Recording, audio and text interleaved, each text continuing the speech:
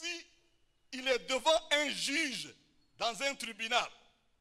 Il doit appeler les témoins pour mieux expliquer ce qu'il voulait dire. Vous savez, dans le tribunal, tu ne peux pas juste donner des idées.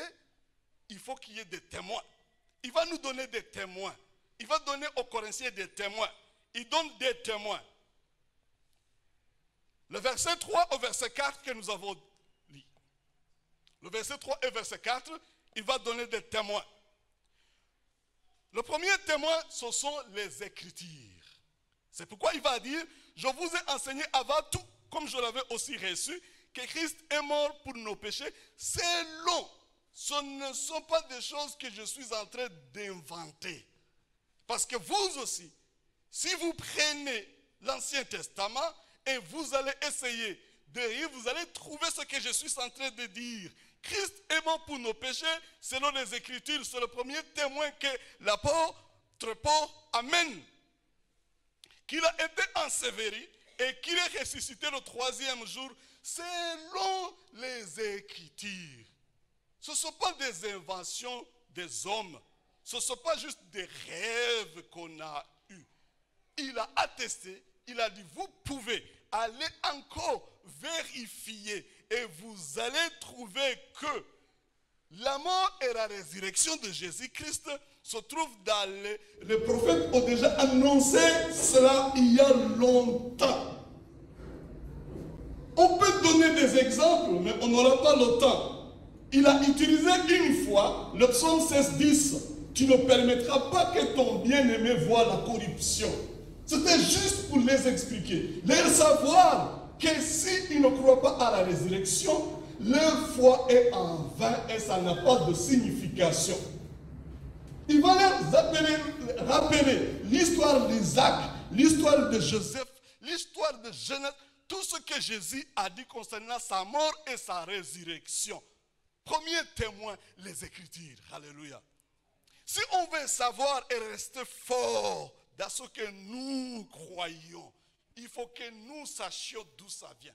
Parce qu'il y en a tant de gens qui ne veulent pas accepter la résurrection. Ils vont vous dire, allez, donnez-nous toute votre histoire. Ce bon jeune homme qui s'appelle Jésus, qui a vécu une vie exemplaire, nous en avons beaucoup. Il est mort à cause de ses croyances, ça c'est compréhensible. Mais la résurrection, mais Paul dit selon les Écritures.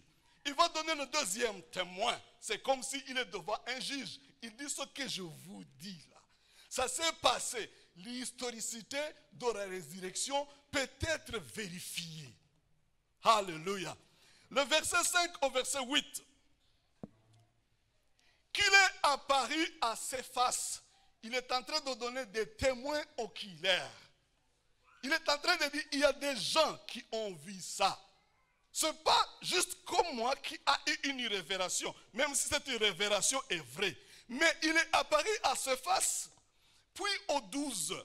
Ensuite, il est apparu à plus de 500 frères à la fois.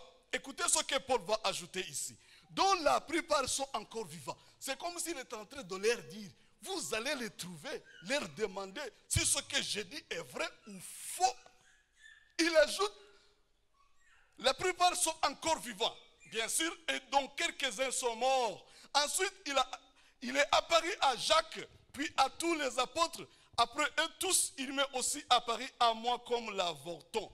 Ce ne sont pas des ondits, ce ne sont pas des histoires que nous avons entendu parler. Vous allez lire l'apôtre Jean, vous allez voir l'apôtre Pierre. Ils vont dire ce que nous avons vu avec nos yeux. Celui que nous avons touché nous-mêmes. On ne vous donne pas des histoires inventées. Paul prend le temps de donner des témoins. Des témoins des Écritures. Si vous ne croyez pas à cela, descendez, allez les chercher. Ils vont vous dire ce qu'ils ont trouvé, ce qu'ils ont vu. L'apôtre Paul voit que c'est très essentiel d'expliquer très bien que Jésus-Christ est ressuscité. Et il va souligner la signification de la résurrection. On ne va pas entrer dans la sanctification, toutes ces choses-là. Je vais vous donner quelque chose qu'il faut retenir. Si Jésus, Paul va continuer, sa discussion. J'aime comment Paul écrit des choses et la façon de discuter. Maintenant, il va écrire, il va expliquer. Si Jésus n'a pas vaincu la mort, supposons que ce que vous dites, et vous êtes dans l'église. Maintenant, je vais vous montrer combien c'est trop grave ce que vous êtes en train de dire. 1 Corinthiens chapitre 15, du verset 14 au verset 19. Alléluia. Et si Christ n'est pas ressuscité, si Christ n'est pas ressuscité, vous croyez à sa mort, vous avez vu tout, mais si vous ne croyez pas à sa résurrection, notre prédication est donc vaine. Et votre foi aussi est vaine. Il se trouve même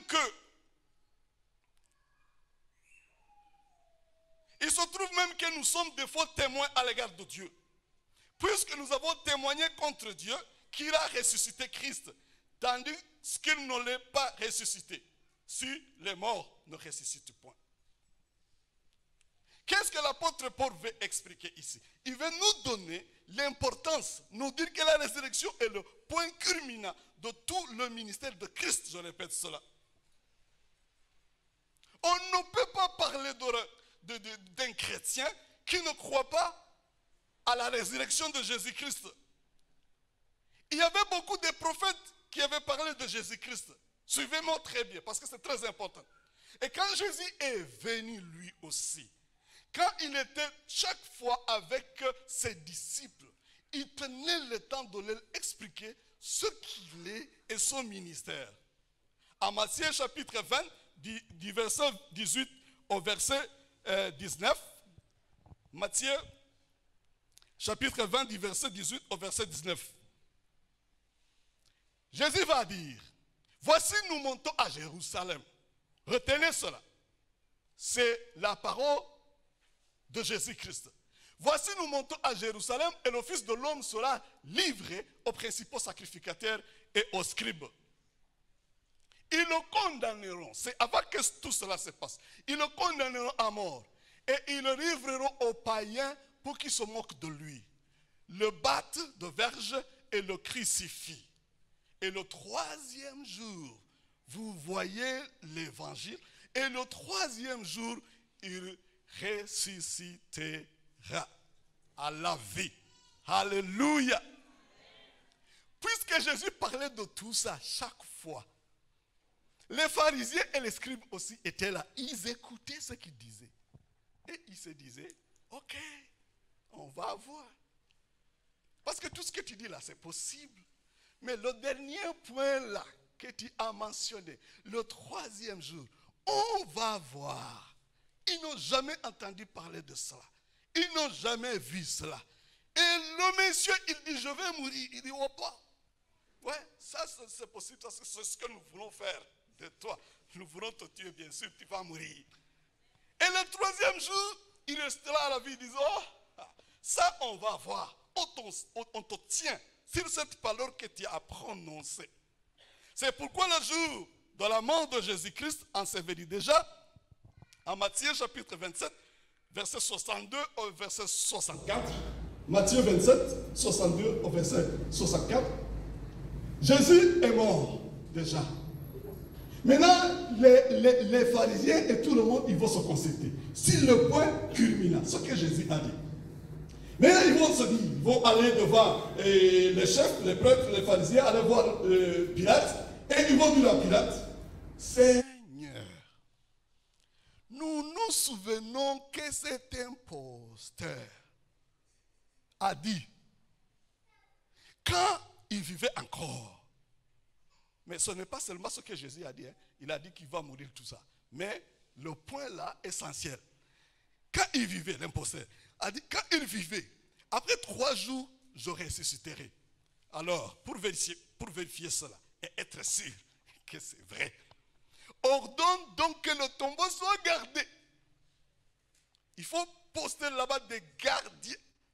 Ordonne, parce que le seul moyen que cela peut se passer, c'est que les disciples ne viennent pas voler le corps pour nous convaincre qu'il est ressuscité, parce que c'est impossible. Alors il faut poster les gardiens devant le tombeau afin que ses disciples ne viennent pas voler le corps et dire au peuple, il est ressuscité. Cette dernière imposture serait pire que la première. S'il est ressuscité, s'ils parviennent à convaincre les gens qu'il est ressuscité, nous sommes finis. C'est fini pour nous. Qu'est-ce que cela veut dire? C'est pourquoi c'est très important. Cela veut dire que, écoutez-moi très bien, Alléluia. Si Jésus est ressuscité, donc, tout ce qu'il a dit de lui-même est vrai. S'il est ressuscité, tout ce qu'il a dit de lui-même est vrai. Mais s'il ne ressuscite pas, donc c'est l'histoire qui passe et c'est fini. Il n'y a pas un grand problème. C'est pourquoi la résurrection est très importante. Alléluia. S'il ne ressuscite pas, c'est un faux témoin, c'est un mendiant, c'est une personne qui est venue juste pour mentir. Mais s'il est vrai, tout ce qu'il a dit, et qu'est-ce que ça implique? Ils avaient peur de l'implication. Ça veut dire que c'est lui, c'est le chemin, la vérité et la vie. On ne peut pas accepter ce qui s'est passé à la résurrection sans accepter tout ce qu'il a dit de lui-même. Qu'est-ce qu'ils vont faire? Qu'est-ce qu'ils vont faire? Vous connaissez? Ils vont mettre les gardiens devant le tombeau. Les commandos bien entraînés. Parce qu'ils ont peur. Ils ont peur que l'histoire va se propager qu'il est ressuscité. Parce qu'ils ont entendu parler. Ils vont poster des commandos, paracommandos. Paracommandos, bien. Ils vont choisir ceux qui sont capables de combattre. On les appelle comment? Ils vont se poster devant. Trop gaillards. Vérifier tous les coins. Mais, s'il vous plaît. Les disciples sont en train de fuir. Ils ont vu comment on a battu Jésus et tout le monde a fait, on ne voyait que les tarons. Ils ont peur, ils se cachent, ils se disent, oh c'est fini, oh, regarde tous ces disciples. Si j'étais là, si tu étais là, on a suivi quelqu'un pendant 3 ans. Il nous a montré, mais il a marché sur l'eau, non? On l'a vu. Il a multiplié les pains, non? Est-ce que c'était de religion? Non, on a vu, on a touché. Comment est-ce qu'il peut disparaître comme ça? C'est trop difficile pour eux. Mais il y a des femmes quand même qui sont un peu, ils ont du courage. Ils se disent, ok, même s'il est mort, on va voir même son corps. Et il y a des gardiens, des commandos qui sont là. Mais les anges ont apparu. Ah.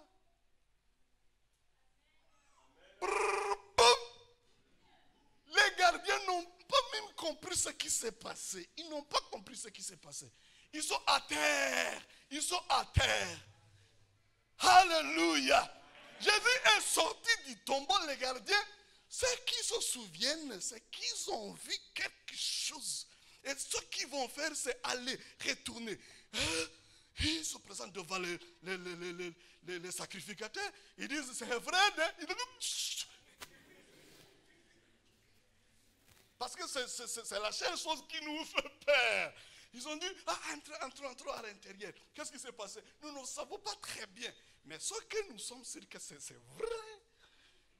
La corruption ne vient pas d'aujourd'hui. Hein.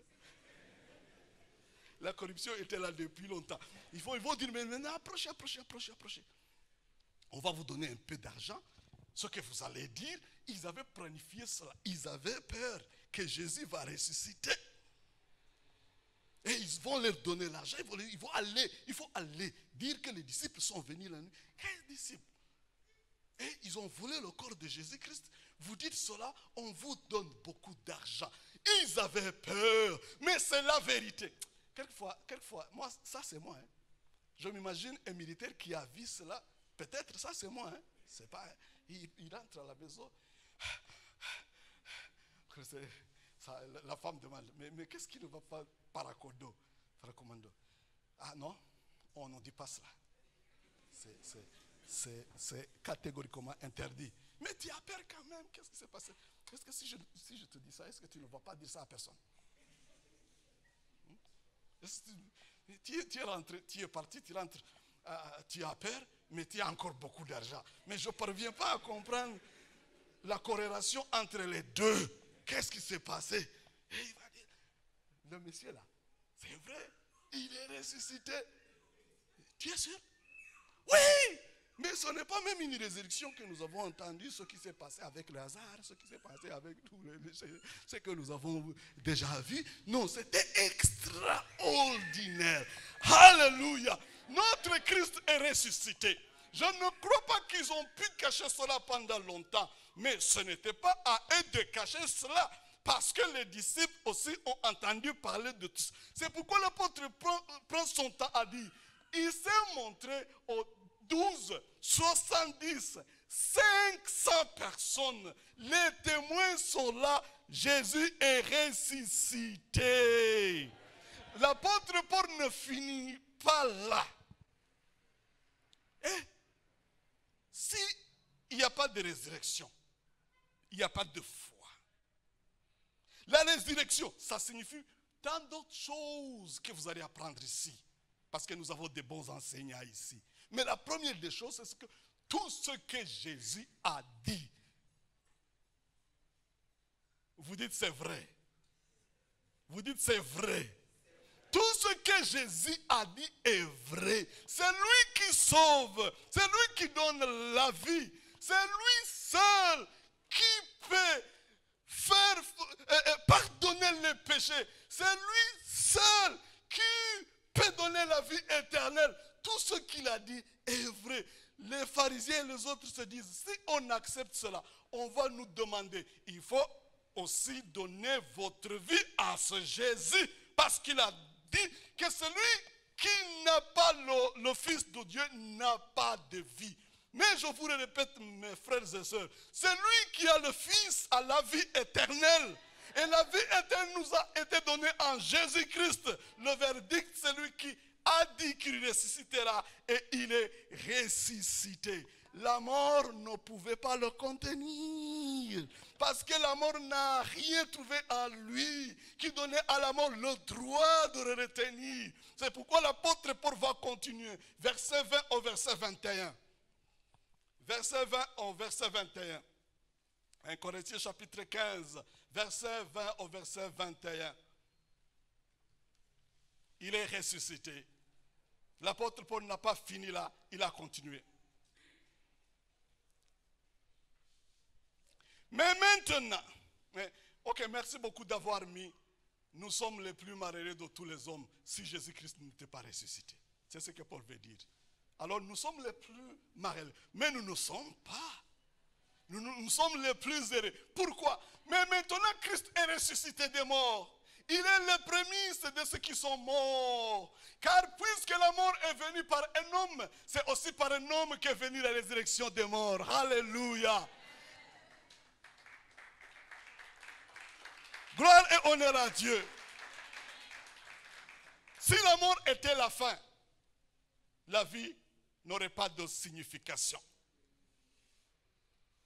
Si la mort était la fin, on n'aurait pas d'évangile à prêcher.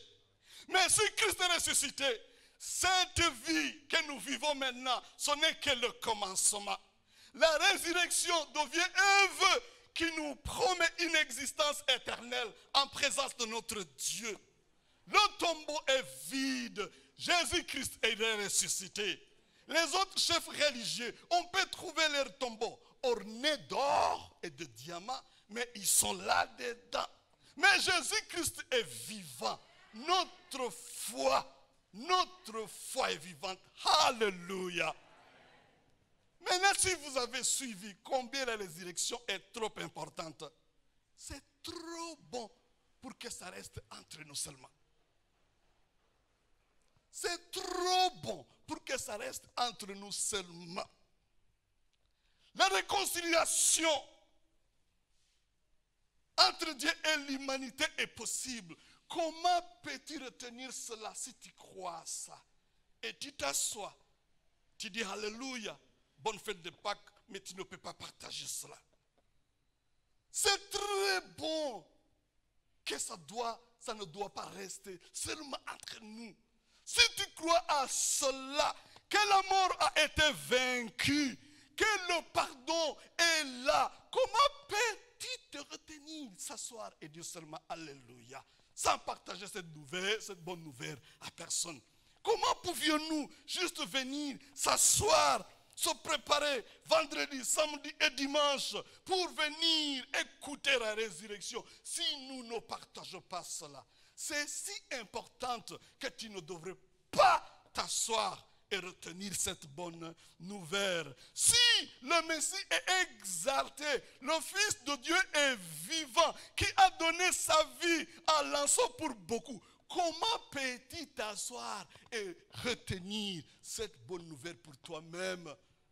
Si c'est tellement important pour toi, pourquoi penses-tu que ce n'est pas important pour les autres? Comment pouvons-nous retenir cette nouvelle pour nous-mêmes? Si réellement il est ressuscité et tu connais très bien qu'il reviendra dans la gloire pour réparer son monde brisé et tenir ceux qui ont crié à lui et les enlever, les amener vivre avec lui, comment peux-tu retenir son message pour toi-même? Cette nouvelle est bien trop importante pour ne pas être partagée. Maintenant, je vais un peu te défier. Qu'est-ce que tu vas faire avec cette bonne nouvelle?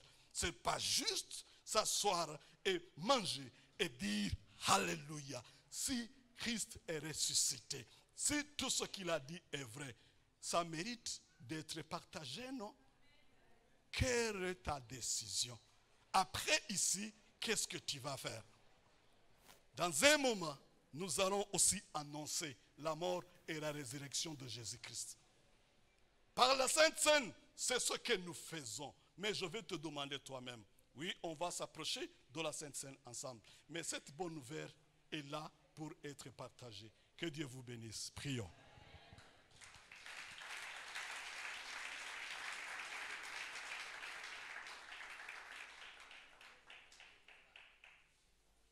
J'ai lancé un défi. Et le Saint-Esprit a lancé un défi. Nous allons témoigner de la mort et la résurrection de Jésus-Christ. Apprenons la Sainte Seine ensemble. C'est ce que nous proclamons, c'est ce que nous annonçons. Mais ça ne doit pas finir ici. Quelle est ta décision? Si cette résurrection est vraiment importante pour toi, qu'est-ce que tu vas faire avec cette bonne nouvelle?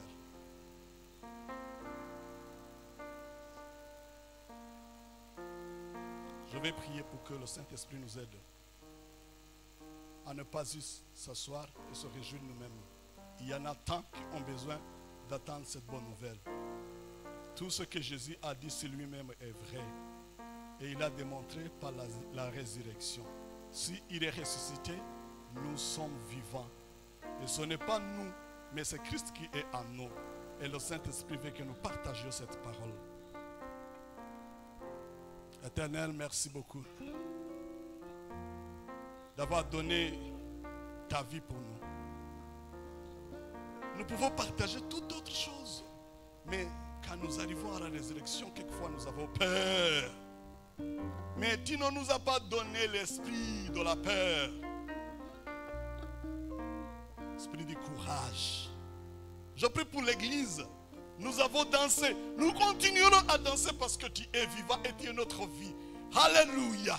Mais nous prions pour que tu nous donnes aussi le courage, le Saint-Esprit, la force d'ouvrir la bouche et de dire aux autres, de leur partager cette bonne nouvelle. C'est trop important que nous ne voulons pas nous asseoir et le tenir cela pour nous-mêmes. Saint-Esprit, aide-nous, aide-nous, aide l'Église dans le monde entier. Il y a beaucoup d'attaques. Il y a la science qui veut convaincre à tout le monde que ce que nous ne pouvons pas toucher n'est pas réel. Mais tu es ressuscité, nous avons des témoins oculaires. Et de nous, Éternel, à partager. Tu es vivant, vivant pour l'éternité. Si cette bonne nouvelle est vraie, aide-nous à la partager. Alléluia. Acclamons pour le Seigneur. Acclamons pour le Seigneur. Acclamons pour le Seigneur. Il est Seigneur. Il est sorti du tombeau. Il est vivant. Christ est vivant. Alléluia. Il est vivant. Alléluia. Tout genou fléchira. Il ne faut pas retenir cette parole pour toi-même. À l'entrée, au moins partage ça à 2 personnes. Dis à ces personnes que notre Jésus est vivant. Ce n'est pas juste un simple prophète. Il est Dieu lui-même. Et il l'a montré dans sa résurrection. Chantons, chantons, continuons à chanter. Il est sorti du tombeau, il est Seigneur. Et tout genou fléchira.